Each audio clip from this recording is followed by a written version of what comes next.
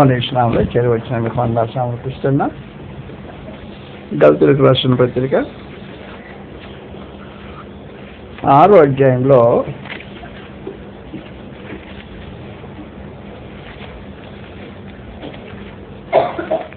గ్రంథం ఇలా తెలియజేస్తుంది. 7వ వచనం 7-8 వచనం చదువుకుంటా. మోసపోకుడి, దేవుడు వెక్కిరింపబడడు. మోసపోకుడి, దేవుడు వెక్కిరింపబడడు. ఏం మాట్లాడుతున్నాడు అంటే,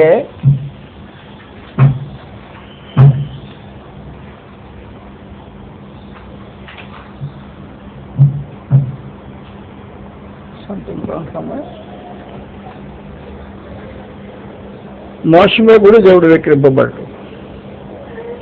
మనుషుడు ఏమి విత్తునో ఆ పంటనే పోయింది.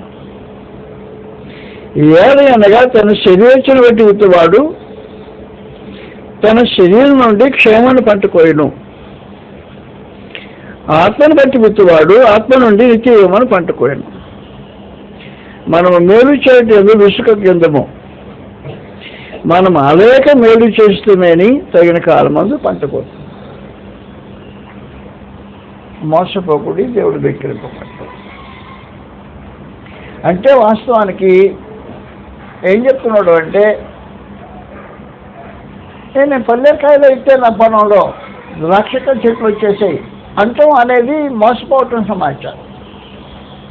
పల్లెకాయలు అంటే మీకు తెలుసో తెలియదు నాకు. ముళ్ళుగా ఉంటాయి కాయలు, ఎటు చూసినా ముళ్ళే, 4 పొయ్యిలు ముళ్ళు ఉంటాయి. పట్టుకుంటే ఎది పట్టుకునే గుచ్చుకుంటాయి. అవి పల్లెకాయలు పొలంలో విత్తి వచ్చేసాడంట. ద్రాక్ష చెట్లు వస్తాయి. ద్రాక్ష పండ్లు నొన్నటి ఉంటాయి, స్మూత్గా ఉంటాయి. పల్లెకాయలు గరుగ్గా గుచ్చుకుంటుంటాయి. నువ్వు ముళ్ళ చెట్టు నుండి నువ్వు పల్లెకాయలు విత్తిన తర్వాత ద్రాక్ష పండ్లు ఎదురు చూడకూడదు అని చెప్తున్నాడు.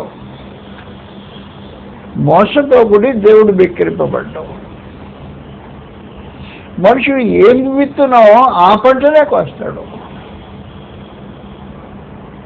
విత్తేవాడు పంట వస్తాడు అని చెప్పాడు. అంటే వాస్తవానికి సమాచారము ఎలాగ విత్తుతామంటే చెప్పేశాడు. ఎలాగనగా మన శరీరచ్చని బట్టి విత్తువాడు, శరీరచ్చ సంబంధమైన కార్యాలు జరిగించేవాడు, శరీర సంబంధంగా మాట్లాడేవాడు. నీ మాట ఒక విత్తనంగా, నీ చేష్ట ఒక విత్తనంగా, నీ క్రియ ఒక విత్తనంగా, నీ హృదయ తలంపులు విత్తనాలుగా భూమి మీద చల్లేసి వచ్చేసావు. నీ ఆలోచనలో మనుషుల మీద రుద్దటానికి ప్రయత్నం చేశావు, విత్తావు. వేరే పంట వస్తుంది అంటున్నావు. నేను కీడు చేసి మేలు కోల్పోతున్నాను అనుకుంటున్నావు, మోసపోతున్నావు. మేలు కీడు చేసిన వాడు మేలు అనుభవించడు.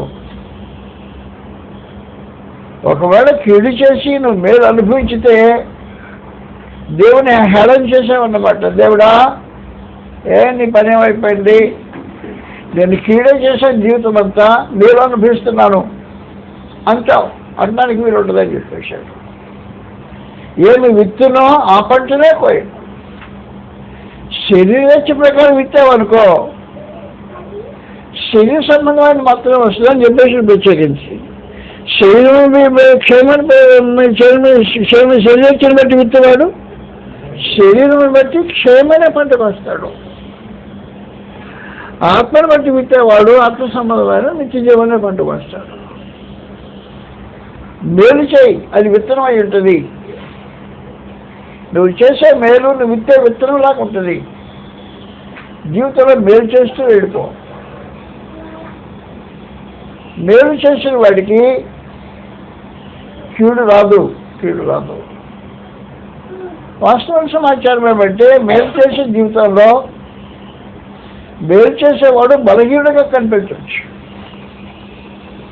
ఎదుటివాడి దృష్టిలో ఓడిపోయిన వాడు ఎంతగా కనిపించవచ్చు, లేదు పనికి మానవాడు ఎంతగా కనిపించవచ్చు. నువ్వు మేలు చేయటమే మొదలు పెడితే చేతగాని వాడు అనిపించుకునేవాడు అనిపించుకోవచ్చు. కానీ దేవుడు నువ్వు చేసే కాదు అని ఒక విత్తనంగా చూస్తున్నాడు. విత్తనం విత్తిన తర్వాత దాన్ని పోషించి పెంచేది దేవుని యొక్క కార్యక్రమం. 1 కొరింథీ పత్రిక 15వ అధ్యాయం 38వ వచనంలో రాబడింది.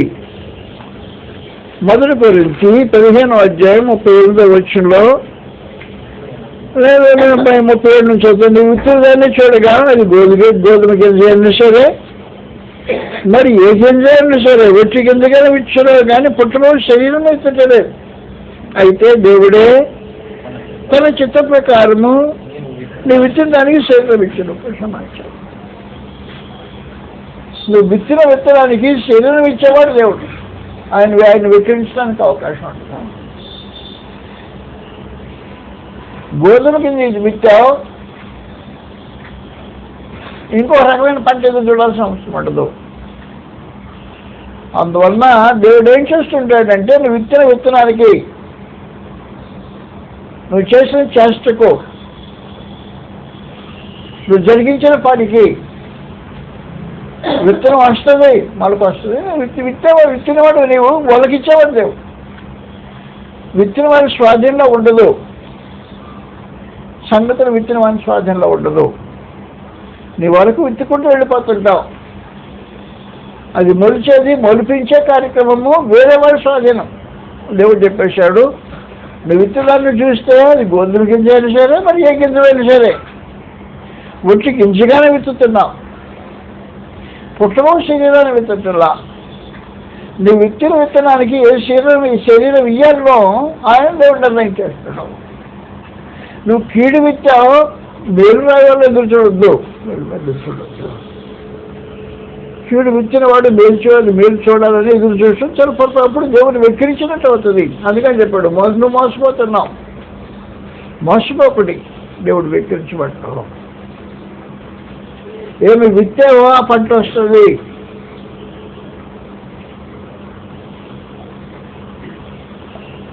మనుషులకి సంగతి తెలియకుండా తాము చలామణి అయ్యేటప్పుడు పరిస్థితులు తమ స్వాధీనంలో ఉన్నప్పుడు తమ ఇష్టం నెరవేర్చుకోగలిగిన అనుకూలమైనప్పుడు విత్తనాలు విత్తేస్తుంటారు.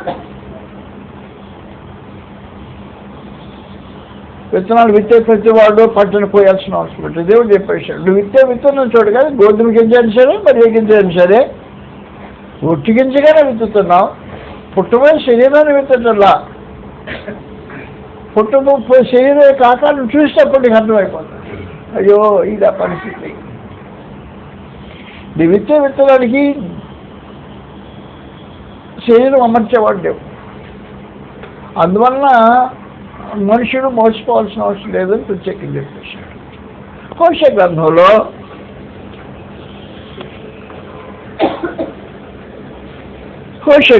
10వ అధ్యాయంలో రాబడింది. హోషే గ్రంథం 10వ అధ్యాయంలో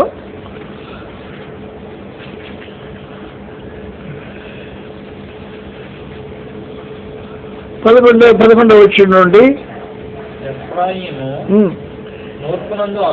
నూర్చునందు అభ్యాసం గలవాడే కంకులను తొక్కుపోబోరు పెయ్యవలే ఉంది. కంకులను తొక్కే పెయ్యి. అయితే దాని సన్నని మెడకు నేను కాడి కట్టుదును, ఎఫ్రాయిము చేత దున్నించుటకు నేను ఒకని నియమించును, యోదా యాకోబు దానిని చదును చేసుకొనును, నీతి ఫలించినట్లు మీరు విత్తనము వేయండి. అది సంగతి, నీతి ఫలించేటట్టు విత్తనాలు వేయండి, ప్రేమను కోత పోయండి.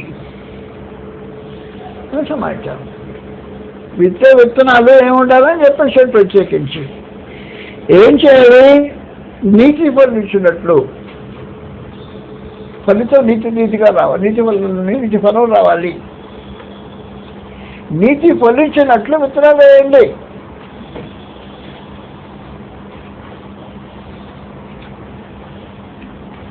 మానవ జాతి మోసపోయి తనకి సామర్థ్యం ఉన్నప్పుడు మళ్ళీ అంటున్నా, తమ మాట చలామణి అవుతుంది అన్నప్పుడు తన స్వాధీనంలో ఉన్న మనుషులు అది ఇష్టానుసారంగా వాడుకుంటుంటారు, కానీ చలామణి చేసుకుంటుంటారు, విర్రవెక్కుతుంటారు. మోసపోకండి. నువ్వు విత్తనాలు విత్తుతున్నావు, దేవుడు విక్రించబడడు. నువ్వేమి విత్తావో ఆ పంట వస్తుంది. గ్రంథంలో ఒక విచారకరమైన ఉదాహరణ ఉంది. గ్రంథంలో ఈ సమాచారం పరమ దేవుడు ఆ కార్యం అంటే అంతఃపురంలో నుంచి చాటుతున్నాడు. రహస్యంగా జరిగించిందని అంతఃపురం నుంచి చాటే కార్యక్రమం. తనకు సామర్థ్యం ఉంది, చేతనావు అనే అనుకున్న భావన కలిగిన సమయంలో దావీదు విత్తనాలు వేశాడు.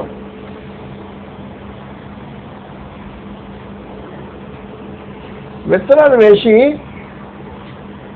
విత్తనాలు పండించకుండా ఉంటే కత్తి తీసుకొని చల్లాచదువు చేయడానికి కూడా ప్రయత్నం చేశాడు. అవి కుదరదా దావీదు, మోసపోకు, విత్తుతావా పంటను కోస్తావు అని చెప్పేశాడు. విత్తేవాడు పంట కోయాల్సిన అవసరం ఉంటుంది, మర్చిపోవద్దు. అందువల్ల ఏం చేశాడంటే భూమిని దున్ని నీతిని విత్తండి. ఇప్పుడు అలాగే మేలు చేయండి.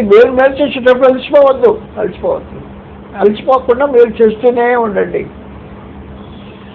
అలాగే మేలు చేస్తే తగిన కాలంలో పంట వస్తుంది. కీడు చేస్తే అలసిపోకుండా కూడా కీడు చేస్తే కీడే వస్తుంది. ఇది జరిగిన ఒక విశేషమైన సమాచారం. అందువల్ల మనుషులు మోసపోవాల్సిన అవసరం లేదు. పరమ దేవుడు ఏం చేశాడు అంటే ఒక భౌతికమైన సూత్రాన్ని అమలు చేశాడు. ఈ విషయంలో నువ్వు చేసే కార్యక్రమాన్ని ఒక భౌతికమైన సూత్రం కింద పెట్టేశాడు. ఇది పంట సాగు దాని రూపంలో తెలియజేశాడు. అదేక మేలు చేయదైనా మేలు చేయటమే నువ్వు చేయగలిగితే, మేలు చేసేటప్పుడు చేతగాని వాళ్ళలాగా బలహీనమైనట్టుగా దాన్ని అనుభవించిన సమస్య లేదు. నీ విత్తనానికి మొలక పండించేవాడు మన దేవుడు. నీ ఆలోచనలో దేవుడు ఎరుగుతుంది. ఆలోచన ఏ ఆలోచనతో ఈ విత్తనాలు వేస్తున్నావో దేవుడికి తెలుసు. మనుషులకు తెలియకపోవచ్చు. నువ్వు వేసే విత్తనాలకు నీ దేవుడు నీ మనసులో ఉండే పరిస్థితిని చూసి కార్యక్రమం జరిగిస్తాడు. గ్రంథంలో దుఃఖకరమైన ఉదాహరణలు ఉన్నాయి. దావీదు ఎంత విశ్వాసి వీరుడో, ఎంత భక్తి కలిగిన వాడో, ఎంత దేవుని యందు ఆనందించిన వాడో, అలాంటి వారి జీవితంలో జరిగిన వేసిన విత్తనాలు మేన మిద్దెలో నుంచి సమాచారం వినిపిస్తూ ఉన్నాయి. గ్రంథంలో జరిగిన విశేషమైన సమాచారం. అది రాజులు యుద్ధానికి పోయే సమయం. అది రాజులు అలానే సీజన్లో ధర్మ యుద్ధాలు చేసుకునే రోజులు అవి. కాబట్టి శత్రువులతో ధర్మ యుద్ధాలు చేసుకునే రోజుల్లో ఫలానా సమయంలో యుద్ధం చేసుకుందాం, ఎవరు గొప్ప ఎవరి సామర్థ్యమో దాన్ని తెలుసుకుందాం అనే సమాచారం అనుకునే దినాల్లో సైన్యాన్ని పంపించాడు. యోవాబు సైన్యాధిపతి సైన్యాన్ని పంపించేశాడు. ఇంటి దగ్గర ఉన్నాడు. అంతవరకు సమస్య లేదు.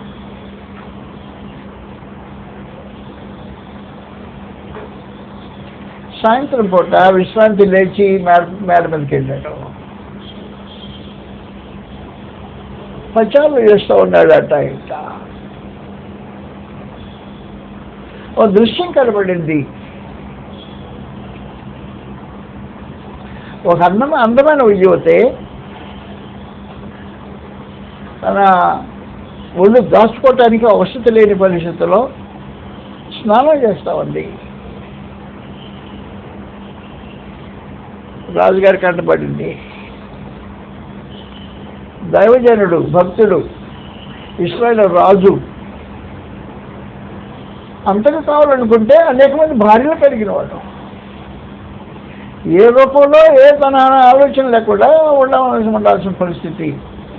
కిందకి దిగొచ్చాడు, బట్టలు పంపించాడు, అమ్మాయిని తీసుకురండి అని వచ్చాడు.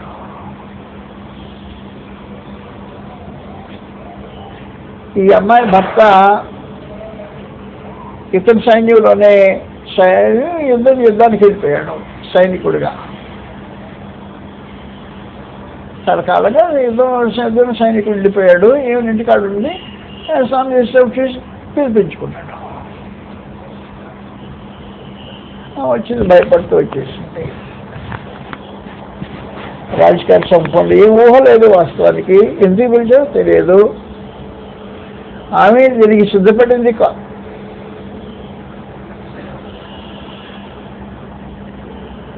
దావీదు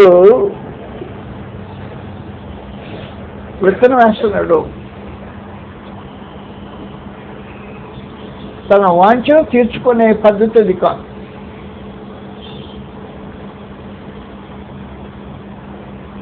ఆమెతో వ్యభిచారం చేశాడు. ఎరగనట్టుకు పంపించాడు మామూలు ఇంటికి. విత్తనాన్ని వేసినట్టు బీజం మనం ఫలింపజేసేవాడు పరమ దేవుడు. సీజన్ వచ్చింది, అమ్మాయి నెలదప్పిపోయింది. నెలదప్పిపోతే కమరయ్యా, నా భర్త సైన్యంలో ఉంటే నేను నెలతప్పిపోయాను, భిక్ష ఏంటి? అవునా, నా పాప నేను కప్పుకోగలను కలను, నా దుష్టత్వం నేను దాచిపెట్టుకోగలను అనే ఉద్దేశంతో యోబు పుత్రుడు రాశాడు. కొంతమందికి సమాచారం పంపించాడు. ఆర్మీలో ఉన్న ఫలానా వ్యక్తిని ఉరియాని ఇంటికి పంపించాయి అనేసాడు. సైనికుల దగ్గర మెసేజ్ చేస్తే ఆర్మీ వచ్చి మళ్ళీ సైనికుడిని ఏంటి నన్ను పిలవకుండా సైనికుడిని పిలిచాడు రాజు ఏంటి అనే సందేహం అతనికి వచ్చేటువంటి కార్యక్రమం జరిపించాడు. ఉరియా ఇంటికి వచ్చాడు. అతని మీద ప్రేమ ఉండి కాదు, తన పాపాన్ని కప్పుకోవాలని ఆలోచనతో ఈ పని చేశాడు. ఆయన ఎట్లుంది పరిస్థితి? యోబు ఎలా ఉన్నాడు? సైన్యం ఎలాగుంది? యుద్ధం ఎలా జరుగుతుంది? క్షేమమా అడిగాడు. మరి సమాచారం ఎందుకు పిలిచాడో తనకే తెలుస్తాను. ఎందుకు పిలువబడిన వాడికి పిలుస్తా. ఇంటికి పోనాయన విశ్రాంతి తీసుకో అన్నాడు. దేనికి?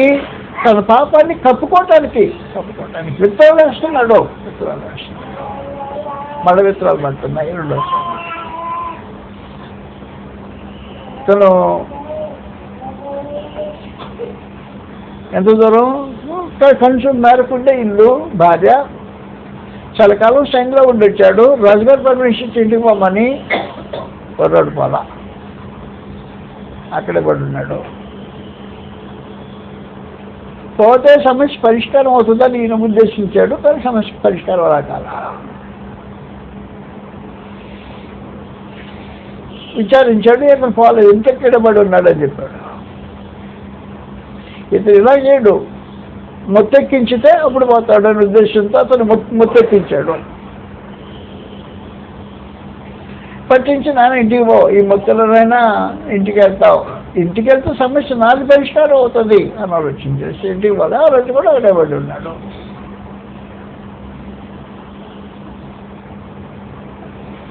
ఇంటికి పరిష్కారం అంటే పోయాడు కానీ సంగతి జనానికి తెలిసింది కదా. సైనికుడు ఇంటికి వెళ్ళిన సంగతి జనానికి తెలిసిపోయింది కాబట్టి సమస్య లేదు. చీటీ రాశాడు.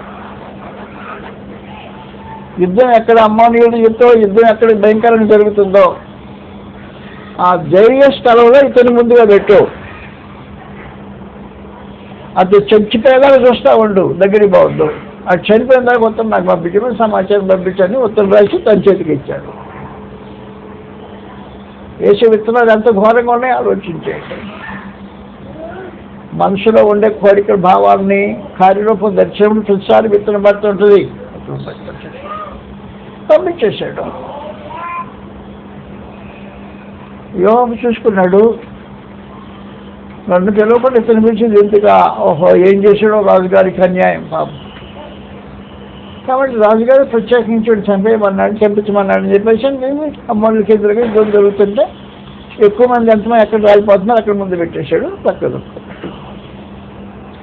అతను ఖడ్గం చంపబట్టి తెల్లారు చూశాడు, ఎవరికి సమాచారం, అయ్యా నీ శత్రువు, ఎవరెవరు శత్రువు, నీ శత్రువు నశించిపోయింది, కంగారు పడక్కర్లేదు అని చెప్పాను సందేశం.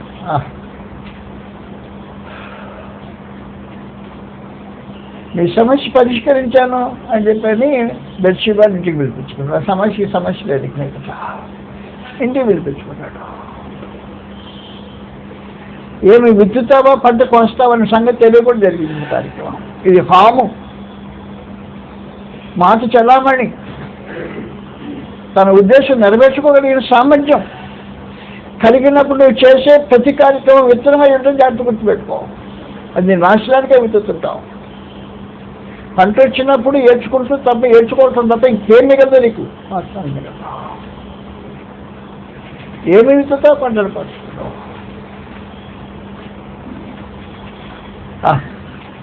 చూసావా ఎంతో తెలివిగా ప్రవర్తించాను. ఇప్పుడు కంగారు పడాల్సిన అవసరం లేదు. దక్షిణ నా ఇంటికి వచ్చేసాయి, నాతో పాటు నువ్వు వచ్చేక మీదట నీ భర్త చనిపోయాడు, అయిపోయింది కార్యక్రమం. నీకు ఎవరి వల్ల పేచి ఉండదు, నేనే నీకు.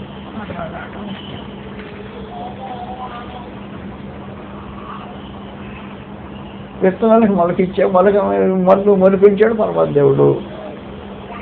కొంచెం టైం పట్టింది పంట వచ్చే వరకు.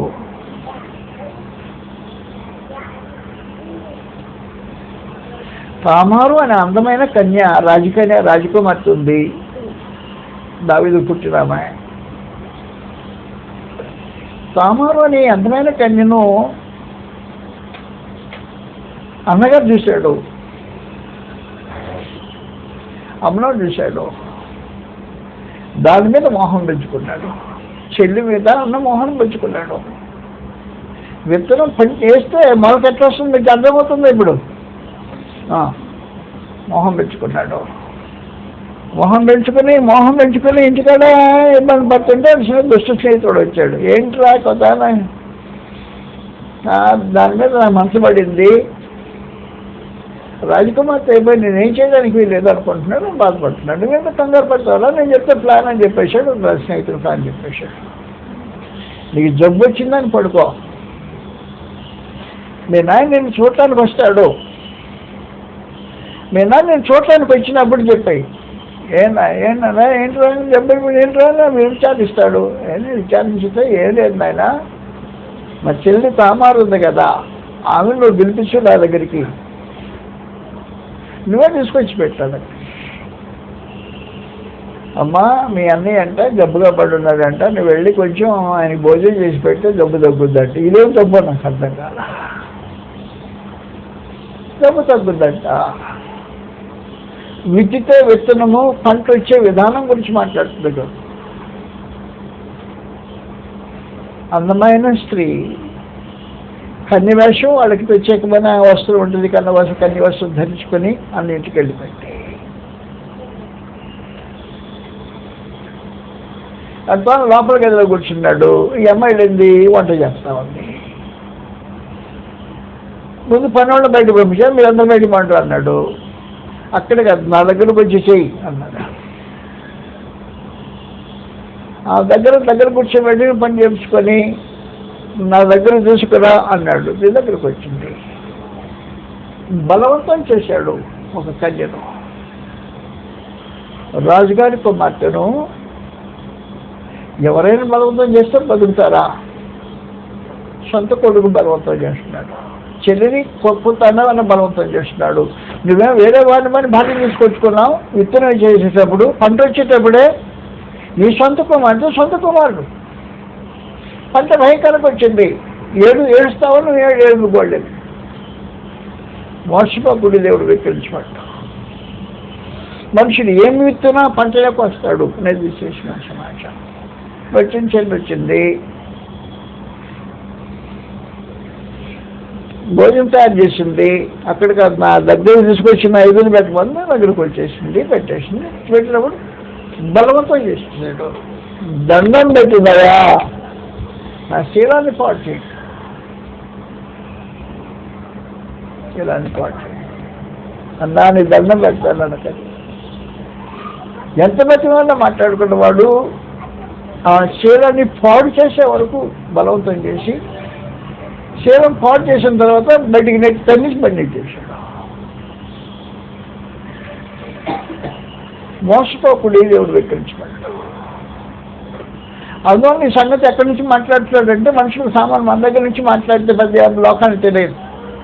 లోకానికి తెలియాలంటే పై అంతస్తుల నుంచి మాట్లాడాలి. అందువలన రాజా అంతస్తులో నుంచి సమాచారం తెలియజేస్తాడు. తామారు పవిత్రురాలు, నిర్దోషి.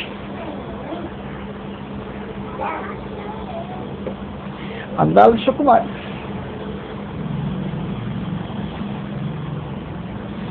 తన పై వస్త్రాలు తీసివేసింది. అంటే కన్యకు గుర్తుగా ఉండే వస్త్రాన్ని పై వస్త్రం తీసివేసింది. ఇంటికి వెళ్తుంది, ఏడ్చుకుంటే ఇంటికి వెళ్తుంది.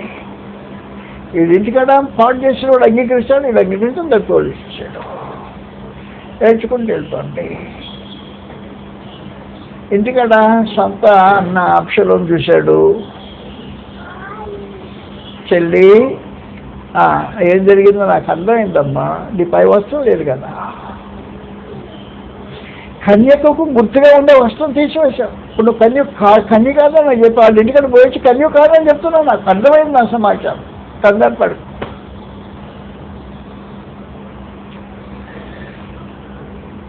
ఉరియా భార్యను పాడు చేసి ఉరియాను చంపేసిన పరిస్థితి ఉంది. విత్తనాలు వస్తున్నా ఇంట్లో.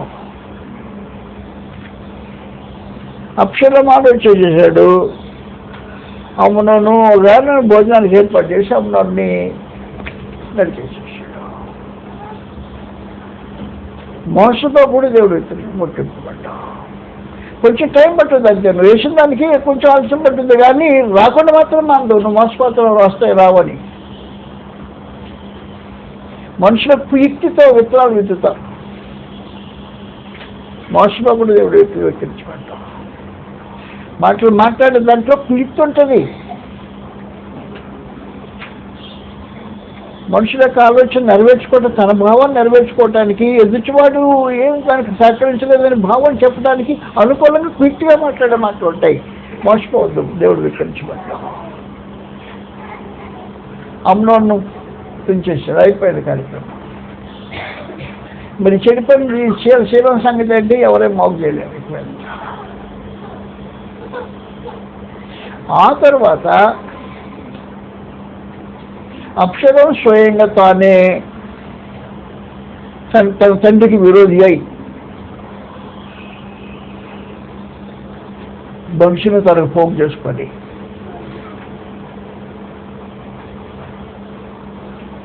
తన మీద ఇద్దరిని డిక్లేర్ చేసేసాడు. మోసపోకుండా దేవుడు విక్రించబడ్డాడు. నేను విత్తురా పంటలు పోస్తాడు.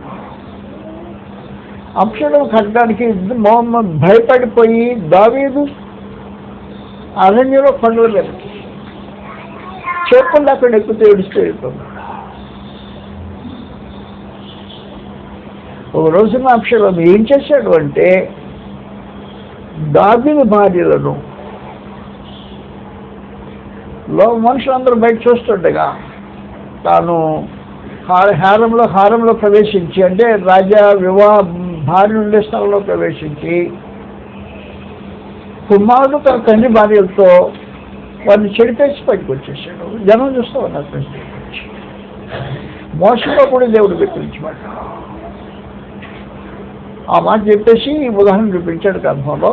అయినా కూడా మనుషులు మోసపోయి ఏం చేస్తుంటున్నారంటే, తమ దురాలోచన నెరవేర్చుకోవడానికి వంకర మాటలు మాట్లాడుతూ తమకు అనుకూలంగా మనుషులు ఎదుటివాడికి అర్థం కాకుండా, వాస్తవానికి తన ప్లాన్ ఎదుటివాడికి అర్థం కాకుండా తన ప్లాన్ నెరవేర్చుకోవడానికి విత్తనాలు వేస్తూ ఉంటుంటారు. మోసపోకుండా దేవుడు వెక్కిరించుకుంటాడు. మనుషులు ఏమి ఇస్తునో ఆ పంటే వస్తుంటుంది. ఒకవేళ నువ్వు ఇచ్చిన పంట ఒకటే మరో పంట ఇస్తూ దేవుని ఒకసారి చేసావన్నమాట. దేవుడు అసమర్థి, చేతగాని వాడు. నేనేమి విత్తనాలైతే నేను పల్లేరుగాయలు వేస్తే ద్రాక్ష పంటలో పోయి పంట వచ్చింది అనుకోవాల్సిన అవసరం ఉంది. అందువల్ల దాని రైతున్న మన వాళ్ళకించి నువ్వు విత్తనాలు వేసేటప్పుడు నీకు పంట వస్తుంది.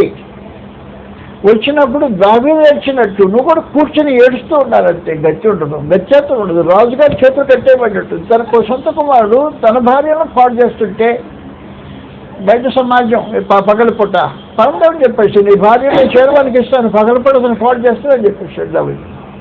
నువ్వు రహస్యంగా చేసావు, పూర్య భార్య విషయంలో రహస్యంగా చేసి నేను పబ్లిక్లో చేపిస్తాను నీకు ఈ సమాచారం అని చెప్పేశాడు. అందువల్ల నేనేం చెప్తున్నాను మీకంటే మోసపోవద్దు. మనం విత్తనాలు జాగ్రత్తగా ఉండాలా, విత్తనాలు జాగ్రత్తగా ఉండాలా. మాట్లాడే మాటలు యథార్థ హృదయంతో నీతిని విత్తాలా. దుష్టత్వాన్ని విత్తి నీతిని కొయ్యాలని ఎదురు చూడద్దు.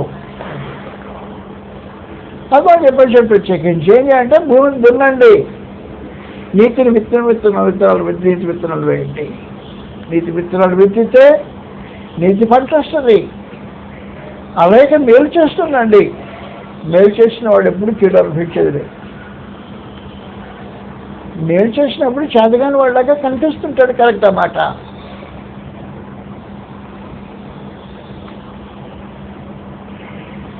అతను చేతగాని మనకి చేసిన పరిస్థితుల్లో చేతగాని మనకి చేసిన పరిస్థితులు గొప్పగా ఫీల్ అయ్యే అవకాశాలు ఉంటాయి. అయినా మోసపోవాల్సిన అవసరం లేదు. దేవుడు విక్కిరింపబడ్డ మనుషులు ఏమి విత్తునా పట్టలేకపోయాడు. ఆ పరిస్థితుల్లో ఏం చేయాలంటే విత్తనం ప్రతి విత్తనం నీ చర్య ఒక విత్తనంగా, నీ ఆలోచన ఒక విత్తనంగా, నువ్వు చేసే కార్యం ఒక విత్తనంగా, నీ పని ఒక విత్తనంగా భూమిలో నాటేస్తున్నావు. అవి తీసుకోవడానికి వెళ్ళడు.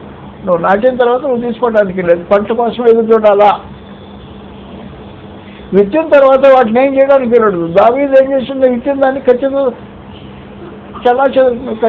చలాచలు చేయడానికి కుదరదు. అబ్బాయి విత్తే అయిపోయింది, పని అనిపోయింది, ఇక మిగిలిన బ్యాలెన్స్ నాదే. ప్రతి విత్తనానికి దాన్ని మొక్కనిచ్చేది నేను. అలాంటి పరిస్థితుల్లో నువ్వు ఎదురు చూసేది రిజల్ట్ కోసం మాత్రమే.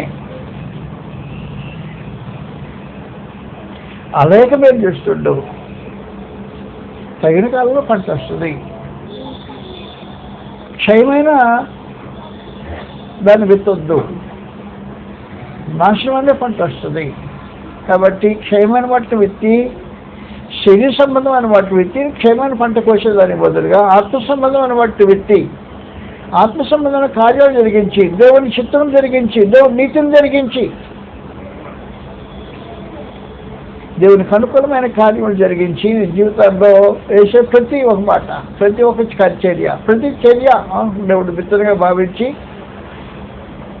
దాన్ని పంట ఇస్తాడనే మాట గుర్తుపెట్టుకొని పంట వచ్చినప్పుడు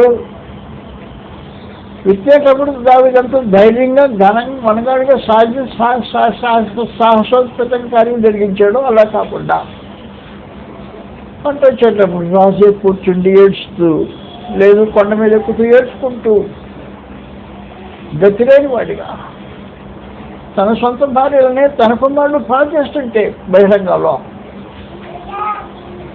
చేతకాని వాడినట్టుగా నిలబెట్టి దేవుడి కార్యక్రమం జరిగించాడు. అందువల్ల రైతులు మన వాళ్ళకి పెంచాల్సిన అవసరం ఉంది. ఇది గ్రంథస్థం చేయబడిన సమాచారం. కాబట్టి 2వ సమూయేలు గ్రంథంలో సమాచారం గ్రంథస్థం చేయబడింది. మన సొంతంగా ఇప్పుడు కథలేం చెప్పలేదు. వాస్తవానికి పరమదేవుని గ్రంథంలో ఈ సమాచారం తెలియజేయబడింది. 2వ సమూయేలు గ్రంథంలో ఇలా రాబడి ఉంది.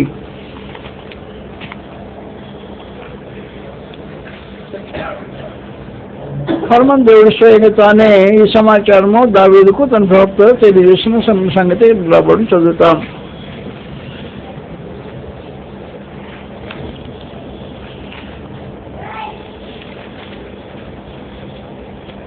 రెండవ సమూయేలు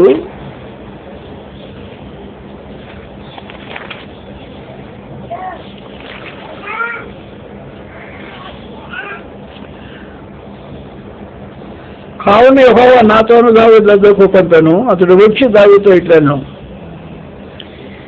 ఈ సమాచారం అయిపోయిన తర్వాత 7వ వచనంలో నాతాను దావీదును చూచి, ఆ మనుషుడు నీవే, ఇశ్రాయేలు దేవుడు యెహోవా సెలవిచ్చినదేమనగా, ఇశ్రాయేలు మీద నేను నిన్ను రాజుగా పట్టాభిషేకం చేసి శైలు చేతులను నిన్ను విడిపించి నీ యజమాని నగరిని నీకు అనుగ్రహించి నీ యజమాని స్త్రీలను నీకు అనుగ్రహం చేర్చి ఇశ్రాయేలు వారిని ఏదో స్త్రీలను నీకు ఇశ్రాయేలు ఏదో వారిని నీ చేతికి అప్పగించుతుంది.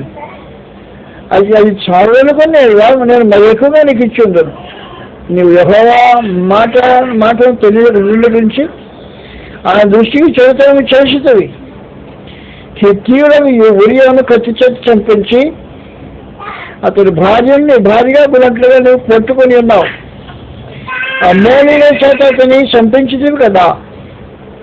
నువ్వు నన్ను లక్ష్యం చేయక హిత్తీయుడకు ఊరియా భార్యని భార్యగా తగినట్లు చూసుకున్నందున నీ ఇంటి వారికి సదాకాలము యుద్ధము కలుగును. నా మాట ఆలకించుము. యెహోవాకు నేను సెలవిచ్చినదేమనగా, నీ ఇంటి వారి మూలముగానే నేను నీకు అపాయం పుట్టింతును. నీవు చూచుచుండగా నేను నీ భార్యను తీసి నీ చేరువానికి అప్పగించదను. పగటియందు వాడు వారితో శయనించును. నీవు ఈ కార్యమును రహస్యంగా చేసేది కానీ ఇశ్రాయేలును చూచుచుండగా పగటియందు నేను చెప్పిన దాన్ని నెరవేర్చను. సమాచారం రహస్యంగా చేసి నేను పబ్లిక్లో చెప్పిస్తాను. సమాచారం నీ చేతనవలని సమర్థుడని నీకు అడ్డు లేదని నీ మాటకి తిరుగులేదని చేసావు కదా కార్యక్రమాలు. నేను చేతగాని వాడిగా నేను చేసి నువ్వు చూస్తుండగా పగటిపూట నీ భార్యను నీ చేరువానికి అప్పగించేస్తాను. వేరే వాడిని భార్యను తీసుకొచ్చి ఏర్పాటు చేసావు, నీ భార్యను వేరే వాడి చేతికి అప్పగించేస్తాను. నేను ఇస్తాను ఈ కార్యక్రమం. నువ్వు రహస్యంగా చేస్తున్న బహిరంగ చెప్పిస్తాను. సమాచారం తెలియజేసాడు వాళ్ళు. అంత మాత్రమే కాదు, తన కుటుంబంలో తన కుటుంబంలో బిడ్డల విషయంలో కూడా ఈ కార్యక్రమం జరిగించాడు. అందువల్ల నేను మీకు ఏం తెలియజేస్తున్నానంటే ఒకే సమాచారం. క్రైస్తవ జీవితంలో మనుషులు నీతిని విత్తాలి.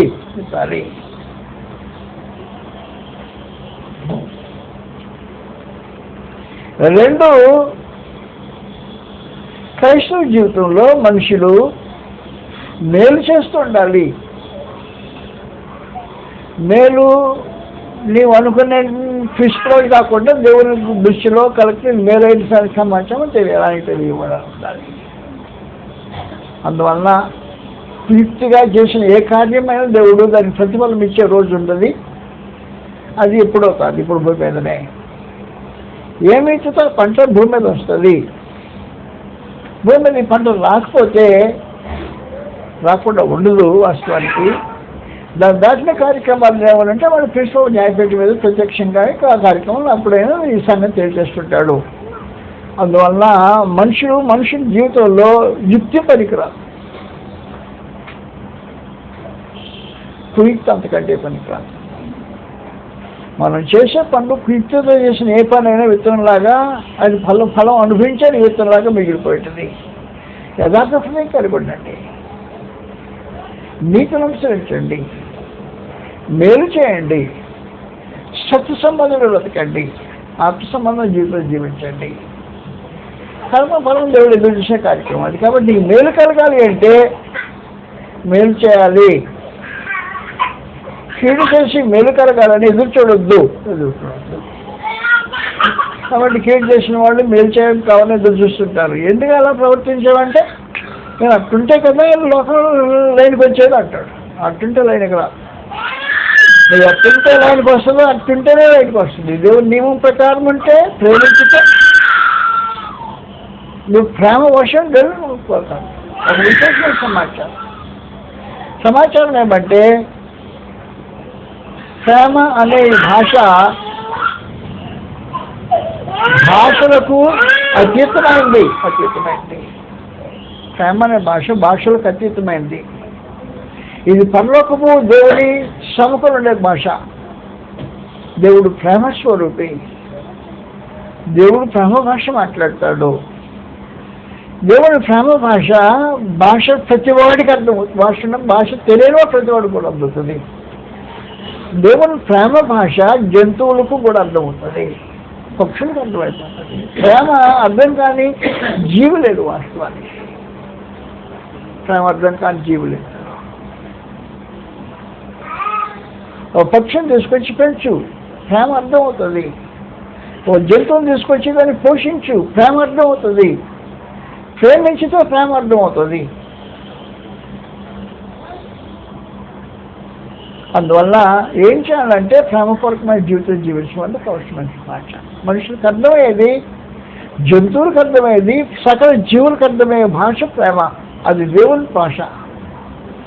అది నేర్చుకొని ఆయన చెప్పి దేవుని భాష నేర్చుకుంటే, అది మాట్లాడితే భాష లేని అర్థం కాని వాడికి అనే ఒకవేళ ఫారినర్కి నీ భాష నోటి మాకు అర్థం కాకపోవచ్చు, నీ ప్రేమ అర్థమవుతుంది. ప్రేమ అర్థమవుతుంది. అందువలన ఏం చేయాలంటే జీవితం జీవించే దినాల్లో విత్తనాలు విత్తుతున్నాం అనే సంగతి మర్చిపోకుంటాం. నీకు విత్తనది గోధుమ గింజ అయినా సరే, మరి ఏ గింజ అయినా సరే, ఒట్టి గింజగానే విత్తుతున్నాం. నీ విత్తన గింజకి రూపం ఇచ్చేవాడు దేవుడు. ఆ రూపం ఇచ్చే దేవుడు వికృతంగా రూపం ఇవ్వడు. నువ్వు ఇచ్చి గింజ ఏదో కరెక్ట్గా దానికి సంబంధించినట్టుగానే పండిస్తాడు. కనుక జీవితం జీవించేటప్పుడు పరిశుద్ధంగా జీవిద్దాం, నిర్దోషంగా బ్రతుకుదాం, ప్రేమ కలిగి బ్రతుకుదాం, దేవుని స్వభావం ప్రదర్శించి బ్రతుకుతాం. దేవుని గుణలక్షణాలు కలిగి జీవితం జీవించుతుంటే తిరిగి వాటిని పొందడానికి అవకాశం ఉంటుంది. ఏం విత్తితో పంట వస్తుంది అనే మాట సత్యమైంది. అందువల్ల ఏం చెప్పాడంటే భూమిని దున్నండి, నీతిని విత్తండి, సత్యమును విత్తండి, దేవుని వాక్యాన్ని విత్తండి. దేవుని వాక్యాన్ని ఇచ్చితే దేవుని వాక్యం తిరిగి పండు, దేవుని వాక్యం విత్తనం అని చెప్పేసి ప్రత్యేకించి లూకాసు వార్త 8వ అధ్యాయంలో 12వ వచనం సమాచారం దేవుని వాక్యం విత్తనం అనే సమాచారం రాబడి ఉంది. దేవుని వాక్యం ఒక విత్తనం. దేవుని వాక్యం విత్తనం కాబట్టి నువ్వు ఇచ్చేది దేవుని వాక్యం. ఒకవేళ దేవుని వాక్యమైన విత్తనాలు నీ హృదయంలో పొందకపోతే వేరే విత్తనాలు పడ్డాయి అంటే వేరే మొలకలే వస్తాయి. కాబట్టి నీ విశ్వాసము దైవ సంకల్పం ప్రకారమైంది కాకపోతే నీలో విత్తనాలు పడ్డాయి అన్నమాట. విత్తనాలు పడ్డాయి, దేవుని సంకల్పం ప్రకారమైన దేవుని చిత్త ప్రకారం విత్తనాలు పడకపోతే నీలో పడిన విత్తనాలు మొలుస్తాయి. గోధుమ కాకపోతే పురుగులు వచ్చేస్తాయి. ఆ పురుగులు వచ్చేస్తే చూశాడు యజమాని దగ్గరికి, అయ్యా నీ పొలంలో గోధుమ గంటలు విత్తింది, పురుగులు వచ్చినాయి అంటే అని అడిగారు. పురుగులు దృష్టి విత్తిన విత్తనాలు అని చెప్పేశాడు. అందువల్ల రైతున్న మన వాళ్ళకించి ఈ సూత్రాన్ని దేవుని వాక్యానికి వచ్చే చేసి ఆలోచన చేద్దాం. నీ హృదయంలో దేవుని వాక్యంగా విత్తబట్టమని అవసరమైన సమాచారం. లోకంలో రకరకాలైన బోధలు ఉన్నాయి, ఆలోచనలు ఉన్నాయి, దేవుని సంకల్పం ప్రకారం కానీ అనేకమైన తలంపులు ఉన్నాయి, గొప్ప మహనీయులు ఉన్నారు. నీలో పడే విత్తనము నిజంగా దేవుని వాక్యము లేఖనానుసారంగా పరిశుద్ధ దేవుని సంకల్పం అనుసరించిన విత్తనం పడిందా, నువ్వు కరెక్ట్గా లేఖనానుసారమైన జీవితం ప్రకారం నువ్వు మొలకెత్తావు. వేరే విత్తనం పెడితే వేరే రకమైన సమాచారం వస్తుంది. కాబట్టి విత్తనాన్ని బట్టి పంట వస్తుంది అనే సమాచారం ఆత్మ సంబంధం కూడా రైట్ అయిన సమాచారమే. కాబట్టి మొదటి పేతురు పత్రికలో ఆత్మ సంబంధంగా మాట్లాడుతూ గ్రంథంగా కట్టుద్ది. మొదటి పేతురు 1వ అధ్యాయంలో పుట్టింపబడింది అలాగూ మన విశ్వాసాన్ని గురించి మాట్లాడుతున్న సమాచారం ఇది. 20వ వచనం నుండి 22వ వచనం నుండి రాబడింది. మొదటి పేతురు 1వ అధ్యాయం 22వ వచనం రాబడింది. మీరు క్షయబీజములండి కాక శాశ్వతమగు దేవుని వాక్యమును అక్షయ బీజములో పుట్టింపబడిన వారు అయితే సమాచారం లేదు. దేవుని వాక్యమును అక్షయ బీజం వల్ల పుట్టింపబడినవారు. ఈ విత్తనము దేవుని వాక్యమైన అక్షయ బీజమేనా?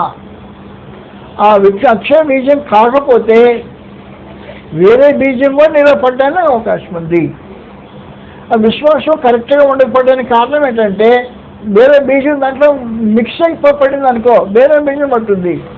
అదన గ్రంథాన్ని చెప్పేశాడు 2 రకాల బీజాల గురించి మాట్లాడాడు. మొదటి బీజము అక్షయ బీజం, దేవుని బీజం. రెండవది దుర్బీజం అనేసాడు. ఫిబ్రవరి రాసిన పత్రికలో 12వ అధ్యాయము 9వ వచనం రాబడి ఉంది. ఫిబ్రవరి 9వ వచనంలో, క్షమించండి 8వ వచనంలో, మీరు కుమారులైన వాళ్ళందరూ ఇసుక పొందుతున్నారు, మీరు పొందని ఎడల దుర్బీజులే కానీ కుమారులు కారు అని.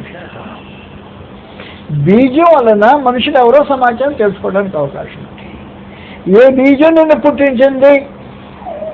ఏ బీజం పుట్టించింది? దేవుని వాక్యమైన బీజమే పుట్టించిందా? దేవుని వాక్యమైన బీజం పుట్టించితే దేవుని వాక్య సంబంధమైన లక్షణాలు ఉంటాయి, మనుషులకు లక్షణాలు ఉంటాయి. దుర్బీజం నిన్ను పుట్టించితే దుర్బీజ సంబంధమైన లక్షణాలే ఉంటాయి. బీజాన్ని బట్టి మనుషులు పుట్టుకుంటుంది. బీజం వల్ల పుట్టింపబడతారు మనుషులు. కాబట్టి దేవుని వాక్యం అనే బీజం వల్ల పుట్టితే సరైన పుట్టుక, అది సరైన పుట్టుక. దుర్బీజం వల్ల పుట్టితే పుట్టుకే అది దేవుని పుట్టుక, దేవుని కుమారుల పుట్టుక. అందువల్ల బీజములు అనేవి సంవత్సరాల ప్రాముఖ్యమైన సమయం. విత్తన బీజాలు, నువ్వు ఏ బీజానికి పుట్టావు అనే సమాచారం జాగ్రత్త గుర్తుపెట్టుకోవాల్సిన అవసరం ఉంది. నువ్వు పుట్టిన బీజము దేవుని బీజమేనా? దేవుని బీజం, దేవుని వాక్యము హృదయంలో పుట్టిన తర్వాత వాక్య ప్రకారం బ్రతుకుని జీవితం జీవించితే వాక్యము వల్ల పుట్టిన వారు అయి ఉంటారు. ఏదో ఒక రకమైన విశ్వాసం కలిగిన వారు దేవుని వాక్యం వల్ల మూలంగా పుట్టేవారు కాదు. నీ బీజము, నీ విశ్వాసం, నీ బీజం యొక్క నిజ స్వరూపం తెలియజేస్తుంది. వాస్తవం చెప్పాలంటే ఈ పిల్లలు ఎవరి పిల్లలో తెలుసుకోవాలంటే DNA టెస్ట్ పంపించమంటారు. వాళ్ళు నా పిల్లలు కాదని అడిగిన వారు ఈయన పిల్లలే అన్నారు కొంతమంది. వీడ నా పిల్లలు కాదు అంటాడు తాను. నా పిల్లలు కాదని ఇతను అన్నాడు. వాళ్ళేమో ఇతను పుట్టినాళ్ళని అలా అంటున్నారు. వారు వాళ్ళు ఎట్టాలని తెలుసుకోవడానికి ఏం చేస్తారు? DNA టెస్ట్ పంపుతారు. DNA టెస్ట్ బీజాన్ని నిర్ణయించే కార్యక్రమం. అందువల్ల నువ్వు ఏ బీజాన్ని పుట్టింపబడ్డావో తెలుసుకోవడం చాలా ప్రాముఖ్యంగా వస్తుంది. నువ్వు పుట్టిన దేవుని బీజానికే పుట్టితే దైవ లక్షణాలు ఉంటాయి. దేవుని బీజాన్ని పుట్టకుండా వేరే బీజానికి పుట్టితే వేరే లక్షణాలు ఉండేది సహజమైన సమాచారం. ఎందుకంటే బీజము నీ జీవిత లక్షణాలు సూచిస్తుంటుంది. దేవుని బీజంగా పుట్టింపబడ్డవాడు. అందువల్ల నువ్వు విత్తేది దేవుని వాక్యమైన బీజం నిజంగా విత్తితే, లేదా దేవుని వాక్యమైన బీజానికి పుట్టింపబడితే దైవ లక్షణాలు ఉంటాయి. నీకు దైవ లక్షణాలు ఉంటాయి. దైవ లక్షణాలు ఎలాగుంటాయి అంటే గ్రంథం చూస్తాం ఒకసారి. మొదటి యోహాను పత్రికలో 2వ అధ్యాయం దైవ లక్షణాలు, దేవుని బీజం వల్ల పుట్టింపబడిన వరకు ఉండే లక్షణాల గురించి గ్రంథం ఎలాగా ఉంటుంది ప్రత్యేకించి. బీజము, విత్తనము అనే దానికి సంబంధించిన సమాన కార్యక్రమం 9వ వచనంలో కాబట్టి చిన్నపిల్లలారా ఆయన ప్రత్యక్షమైనప్పుడు ఆయన రాకని మనం ఆయన సిగ్గుపడక ధైర్యం కలిగి ఉన్నట్లు మీరు ఆయన నిల్చుడి. ఆయన నీతిమంతులని మీరు ఎరిగి ఉన్న ఎడల నీతిని జరిగించు పెద్దవాడును ఆయన మూలంగా కూడా బీజం తెలిసిపోయింది. నీతిని జరిగించేవాడు ఆ బీజాన్ని పుట్టినవాడు. ఏ బీజాన్ని పుట్టినవాడు? నీతిమంతుని బీజాన్ని పుట్టినవాడు, నీతిని జరిగించేవాడు. DNA టెస్ట్ అది. DNA టెస్ట్ అయిపోయింది. నీతిని జరిగించేవాడు దేవుని మూలంగా దేవుని బీజాన్ని పుట్టినవాడు. ఆయన నీతిమంతుడు కనుక నీతిని జరిగించేవాడు దేవుని మూలంగా పుట్టినవాడు. రెండవ విశేషమైన సంగతి ఏమంటే బీజానికి సంబంధించి 3:9 దేవుని మూలంగా పుట్టిన ప్రతివాడిలో ఆయన బీజము నిలిచాడు కనుక వాడు పాపం చేయడు. వాడు దేవుని మూలంగా పుట్టినవాడు కనుక పాపం చేయగలడు. పాపం చేసే జీవిత విధానము దేవుని బీజానికి లేదు. పాపం చేస్తే జీవితం కొనసాగించి నేను దేవుని వింటున్నాయా అని అనుకునేవాడు DNA టెస్ట్లో ఫెయిల్ అయిపోయాడు. అబ్బాయి ఈ బీజం కదరా అని వచ్చాడు. కాబట్టి దేవుడు ఏం చేస్తున్నాడు అంటే నువ్వు ఏ విత్తన బీజం నీకు పడిన బీజం దేనికి పడ్డావు అనే సమాచారం కరెక్ట్గా ఆలోచించేయమని చెప్పి తెలుస్తున్నాడు. నీ నీలో విత్తబడిన విత్తనము నీ బీజాన్ని నీ జీవితాన్ని శాసించే విశేషమైన సమాచారం దొరుకుతుంది. అందువల్ల దయతోనే మనం ఆలకించండి. ఏమి విత్తితే పంట వస్తుంది. నీ జీవితంలో ఏ విత్తనాలు విత్తితే ఆత్మ రకమైన పంట వస్తుంది. సహజంగా దేవుని బీజం పడితే దేవుని స్వభావం కలిగి ఉంటుంది. సాతాను స్వభావం ప్రదర్శించుతూ దేవుని పుట్టానని చెప్పుకునేవాడు ఏం చేస్తున్నాడు? వేరే బీజాన్ని పుట్టినవాడు. వేరే విత్తనాన్ని విత్తనం సరైనది కాదు. నీ విశ్వాసం సరైనది కాదు. నీ మార్పు సరైనది కాదు. అందువలన దేవుని మూలంగా పుట్టకుండా, దేవుని బీజానికి పుట్టకుండా, దేవుని విత్తనానికి పుట్టకుండా మనుషులు దేవుని పిల్లలని చెప్పుకునే వాళ్ళు చాలా మోసపోయిన వాళ్ళు ఉంటారు. మోసపోకుండా దేవుడు వికరించబడడం. మనుషుడు ఏమి విత్తునా పంటలకు వస్తాడు, ఏమి విత్తబడుతుందో పంట వస్తుంది తన జీవితంలో. అందువల్ల నీలో విత్తబడిన విత్తనం ఏందో, ఏ విత్తనానికి నువ్వు పుట్టావో, ఏ బీజంలో నువ్వు పుట్టింపబడ్డావో దాని మీద నీ క్యారెక్టర్ ఆధారపడి ఉంటుంది, నీ భావన ఆధారపడి ఉంటుంది, నీ ఆలోచన ఆధారపడి ఉంటుంది, నీ జీవన శైలి ఆధారపడి ఉంటుంది, నీ బ్రతుకు ఆధారపడి ఉంటుంది.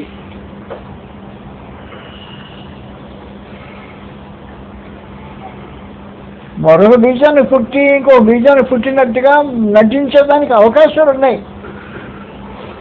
గోధుమలు గురుగులు మధ్య జరిగిన సమాచారం అదే. గోధుమ మధ్యన గురుగులు కూడా ఉన్నాయి. గోధుమలు గురుగులు ఒకే రకం కనపడుతున్నాయి. ఒకే రకం ఉంది. పొలం నుంచి పంట దగ్గరకు వచ్చి దాన్ని రెండు మీద చూశాడు. పంట చేలో చూశాడు. చూసేటప్పుడు గోధుమ గింజ గురుగు ఒకే రకంగా ఉన్నాయి, రెండు ఒక రకంగా ఉన్నాయి. ఇదే చాలా పరిస్థితి. అందువలన నీ విత్తనాలు బయటకు వచ్చే వరకు నువ్వు ఏ దేనికి పుట్టావో, ఏ బీజాన్ని పుట్టావో అని సంగతి తెలియకపోవచ్చు. నువ్వు పుట్టినటువంటి బీజంలో దేవుని బీజం అయితే దాని లక్షణాలు వేరుగా ఉంటాయి. DNA టెస్ట్లో పాస్ అవుతావు. అలా అని బిడ్డవే అని సమాచారం రుజువు చేయబడుతుంటుంది. కాకపోతే ఆ బీజం కాకుండా వేరే బీజాన్ని పుడితే అలా అనిపిస్తావు. గురుగు గోధుమలాగా అనిపిస్తుంటుంది. గోధుమలాగా కనిపిస్తుంటుంది. చేలో ఉన్నాయి గోధుమలు, గురువులు ఉన్నాయి. చూసినాడు అంత గోధుమలాగా కనిపించాయి. అన్ని గోధుమలా? గోధుమ గింజలు మొక్కలేనా? కాదు. మొక్కల్లో కనిపించడానికి మొక్కలు ఒకే రకమైన మొక్కల్లాగా ఉండేవి. మొక్కల్లో వ్యత్యాసం కనిపించలా. అందువల్ల వాస్తవ సమాచారం విద్యార్థులు గుర్తుపెట్టుకోండి. ఏ విచిత్ర పంట వస్తుంది గుర్తుపెట్టుకొని, ఏ బీజాన్ని మనం పుడితే ఆ రకమైన జీవితం వస్తుంది అన్నమాట కూడా వాస్తవమైన సమాచారం. ఏ బీజాన్ని పుట్టినవాడు ఆ రకమైన జీవితాన్ని జీవిస్తాడు. నీతిని జరిగించేవాడు ఆయన మూలంగా పుట్టినవాడు. పాపం చేయనివాడు ఆయన మూలంగా బీజాన్ని పుట్టినవాడు. లోకాన్ని జయించినవాడు ఆయన మూలంగా పుట్టినవాడు. లోకాన్ని జయించేవాడు అంటే శరీరాశ నేత్రాశ జీవడంబాలని జయించినవాడు. నీ శరీరాశను జయించకుండా, నీ నేత్రాశను జయించకుండా, నీ జీవడాన్ని జయించకుండా దేవుని మూలంగా పుట్టాను ఆయన బీజమే నాదు అని అనుకుంటే మోసపోతున్నావు. మోసపోకుండా దేవుడు వికరించబడడం. అదే వాస్తవ సమాచారం యోహాను పత్రికలో ఏం చెప్పాడు అంటే ప్రత్యేకించిన సమాచారం 4వ వచనంలో దేవుని మూలంగా పుట్టిన వాళ్ళందరూ లోకంలో జయించుతారు. లోకాన్ని జయిస్తారంటే లోకాన్ని భూమి మీదకి వెళ్ళిపోయి ఏదో కార్యాలు జరిగిస్తారండి కాదు. లోకమైన దానికి ఒక ప్రత్యేకమైన నిర్వచనం ఉంది గ్రంథంలో. 2వ అధ్యాయం 15వ వచనం, మొదటి యోహాను 2వ అధ్యాయం 15వ వచనం. లోకం అంటే శరీరాశ నేత్రాశ జీవడంబాలు. శరీరాశ నేత్రాశ జీవడంబాల వల్ల జయింపబడితే దేవుని బీజం వల్ల పుట్టినవాడు కాదు సమాచారం. DNA టెస్ట్ వల్ల ఫెయిల్ అయిపోయావు. దేవుడు వాళ్ళ మూలంగా పుట్టినవాడు లోకం జయించినవాడు. లోకం జయించినవాడు శరీరాశను నేత్రాశను జీవబుడాన్ని జయించినవాడు. వాటికి స్వాధీనం కానివాడు, వాటిని జయించి అధిగమించినవాడు. కాబట్టి లోకం జయించినవాడు దేవుని మూలంగా పుట్టినవాడు. దేవుని బీజం నిలిచినవాడు పాపం చేయనివాడు. దేవుని బీజం వాడు పుట్టినవాడు నీతిని జరిగించేవాడు. దేవుని బీజాన్ని పుట్టినవాడు సహోదరుని ప్రేమించేవాడు. దేవుని బీజాన్ని పుట్టిన విశేషమైన కార్యక్రమం. అందువల్ల రైతు నమ్మాలు పెంచండి. మోసపోకుండా దేవుడు విత్తరించేవాడు. ఏమి విత్తితే పంట వస్తావు, ఏ విత్తనాలు విత్తబడితే దాని రకమైన పంటలు నువ్వు అయ్యి ఉంటావు అనే మాట కూడా వస్తున్నాయి. నీలో ఏ విత్తనాలు విత్తబడతావో ఆ పంట వస్తుంది, వేరే రకమైన పంట రాదు. కొద్దిసేపు మనుషుల మధ్యలో నాటకం ఆడవచ్చు. నాటకాలు ఎందుకు వచ్చింది? దాని స్వభావాన్ని బట్టి. ఆ నాటకం ఆడే స్వభావం సాతాన్ యొక్క స్వభావం. కాబట్టి కొంచెం నీతి మొదలుగా రాగా కొంచెం కొంచెం డ్రామా ఆడవచ్చు. కానీ అసలు సంగతి బయటకు వచ్చేసి ఆటోమేటిక్గా. అందువల్ల రైతుల మనవాళ్ళకించి ఏ బీజం వల్ల పుట్టింపబడ్డావో ఆ బీజానికి సంబంధించిన లక్షణంలో కలిగి ఉండాలా. దేవుని బీజం వల్ల పుడితే నీతిని జరిగిస్తావు. దేవుని మూలంగా పుడితే పాపాన్ని జయిస్తావు. దేవుని మూలంగా పుట్టినవాడు సహోదరుని ప్రేమిస్తాడు. దేవుని మూలంగా పుట్టినవాడు, దేవుని బీజాన్ని పుట్టినవాడు లోకాన్ని జయిస్తాడు. దేవుని మూలంగా పుట్టిన దేవుని కుమారుడిని అంగీకరిస్తాడు. ఒక సమాచారంలో గ్రంథంలో మనకి అలాగే తెలియబడ్డాయి. అందువల్ల మనలో ఉన్న మన విత్తే విత్తనాలు కానీ మనలో పడిన విత్తనాలు కానీ ఎలాంటివో తెలుసుకోవాల్సిన చాలా ప్రాముఖ్యంగా అవసరమైన సమాచారం. నువ్వు విత్తిన విత్తనాలు ఎలాంటివి లేదు, నీలో పడి మొలుస్తున్న విత్తనాలు ఎలాంటివో ఈ రెండింటినీ నువ్వు తెలుసుకోకపోతే నష్టపోతావు. రెండు సంగతులు ఆలోచించాలి. ఏం ఆలోచించాలి? నీలో పడి మొలిచిన విత్తనాలు ఏమి,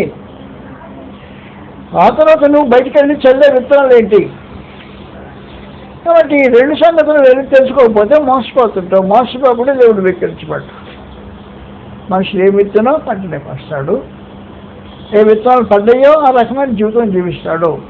దేవుని మూలంగా పుట్టిన వారా నీతిని జరిగించేవారు,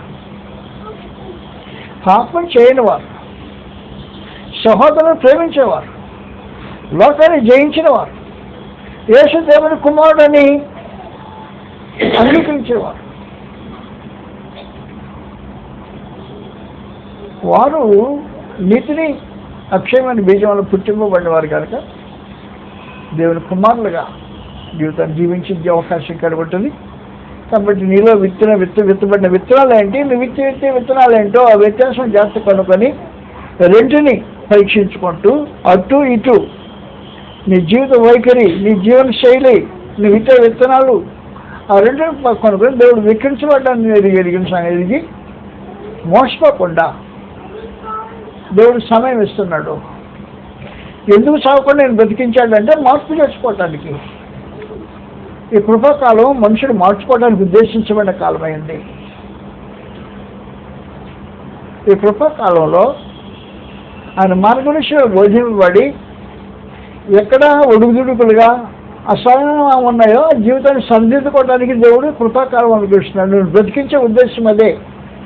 నేను చంపకుండా భూమి బ్రతికిస్తున్నాడు అంటే నీ జీవితాన్ని మార్చుకోవడానికి అవకాశం కలిగిస్తున్నాడు. నీ సత్యం తెలియకపోతే సత్యాన్ని వివరించి నీలో ఉన్న వాస్తవం ఏంటి, నీ జీవితపు అనుభవంలో ఉండే వాస్తవం ఏంటో రెంటిని పరిశీలించుకొని ఎక్కడ మార్పులు జరగాలో మార్పులు చేసుకోవడానికి అనుకూలమైన పరిస్థితులు కల్పించడానికి అనుకరించబడిన సమయం విధానం మీరు గుర్తించి కృపను సద్వినియోగం చేసుకొని దేవుని రాజ్యంలో నిలిచి కృపమైన దేవుని సముఖంలో జీవితం కొనసాగించినట్టుగా సిద్ధపడాలని ప్రభువుని యేసుక్రీస్తు మనకి ముగింపు. నమస్కారం.